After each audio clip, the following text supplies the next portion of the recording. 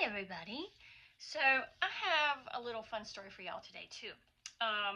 First of all, I'm going to talk a little bit about Hell Bent on Blessings. This is a book I wrote back in either 2016, 2018, something like that. And it's based on an actual historical character, a lady named Harriet Pullen. Harriet was a real firecracker. She was married to a horrible guy that bankrupted her and left her with nothing. And so she traveled north to the gold fields in Alaska and clawed her way back to financial prosperity and got her kids back and everything. It's just incredibly inspiring story, and I wanted to get to know her a little better. So I wrote this book literally just for me. I didn't care if it was financially successful or not, because I just enjoyed the story of her life. But one of the things that I took a little bit of liberty with, she did have some children, and I gave her two boys, and I want to read you this. From the backyard, Harriet heard her two teenage sons fussing about chores and took a deep breath. What was she going to do? She loved this ranch. It kept her sane.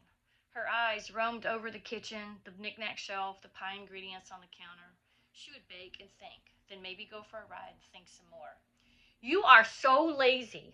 Whit's aggravated voice floated through the screen door behind her. She picked up the knife and the bowl of apples and slogged outside to the back porch. You two quit your fussing and get your chores done. The boys looked up from the sack of feed they were wrestling up into the back of the feed wagon.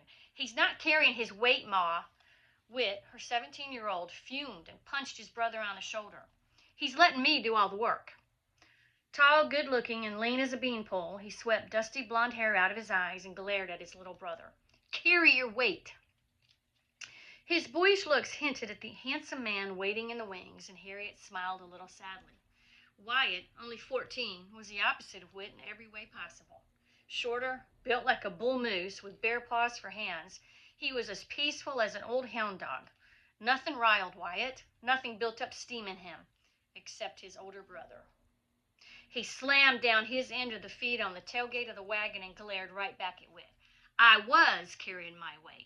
Sure felt like I was doing all the work. Boys, enough, Harriet interrupted firmly. Go feed the cows and come back and put Rico up for Katie. So I just wanted to tell y'all that I do have two boys named Whit and Wyatt, and I haven't read this in years. So I wrote this, I guess, back when Whit was 17 or so, and they were both starting high school, public high school. And yeah, that's a fairly accurate description of them. Except now Whit is a Marine, which I guess we could have seen that coming. And Wyatt just got accepted to the journalism school at the University of North Carolina, Chapel Hill, where I went. So anyway, I just wanted to share that with y'all. Every author has the prerogative of putting a little fact in with the fiction, and I sneak it in here and there. And that's what I'm going to be sharing with you guys. So that's it for today. Hope you enjoyed it. Bye, y'all.